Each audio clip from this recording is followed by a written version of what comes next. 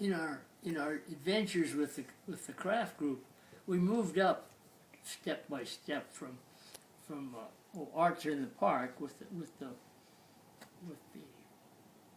mobile to she wanted to get into a craft show in a mall. Well, she had to sort of go through another step where she set up the show herself in a parking lot in the sun while I was off going to my American University master's degree program on the weekend.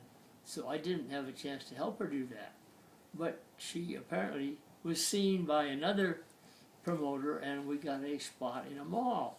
It wasn't a great mall, but it was the beginning, and then we met some people where we realized that to really make it in a mall, they did mall shows in those days, before they filled all the malls with these real kiosks, you had to make it a decent display. So almost every step we made, we had a display picture we'd have to send to the promoter who was doing the show. And we got in with a group of like professional gypsies. His name was Gordon Hitano. And he was a little guy, and he had a nice wife and a daughter, and they traveled. He assembled a group of crafters, and he would schedule the malls in a way that we just went from one to the other, to the other, to the other. And we, in those days, we could camp in the mall parking lot. Mm-hmm. So there was, we were right there and you could go back and forth. Well, as the malls got more busy, or the mall management got more convoluted, pretty soon you couldn't park in the parking lots because the local tour operators said, no, you have to live in these little campgrounds outside of town. It was very awkward. But you still had to drive the van back and forth. But anyway, we upgraded our display about 6 times over those 20 years.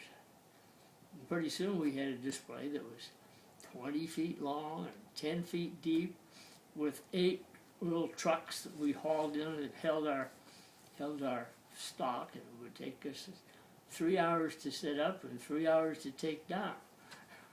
It had great lighting. Mom made really, really good coverings. They look professional. Yeah, and each different promoter sort of had their own idea of what kind of a display what kind of covers, because sometimes they had to match, and sometimes there was the Christmas covers. Mm-hmm. So we had a whole bunch of different covers. Mm. And we had blue rugs for the summertime, and then we got some green rugs that were just heavy, heavy things. This rug right here is from your display? Yeah, and the two in the other room. Yeah, that's from our we had a display that was like a little museum, because people would walk through it behind the counter, and they could see into our area, and so we had to have the drawers that we use for our stock pretty nicely arranged with inlaid fronts. Yeah, it looked good. Tell about the lamps. Oh.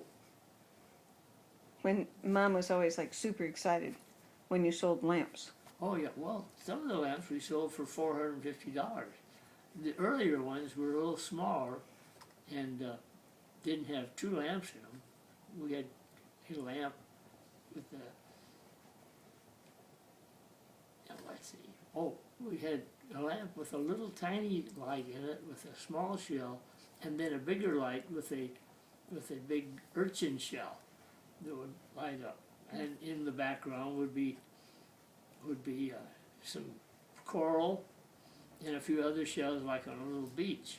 But at night, when you just turn the light that was in the encased, the glass part of the box, it was a good night light. But then you could turn the handle again and get get your normal table lighting. They're too big to put here.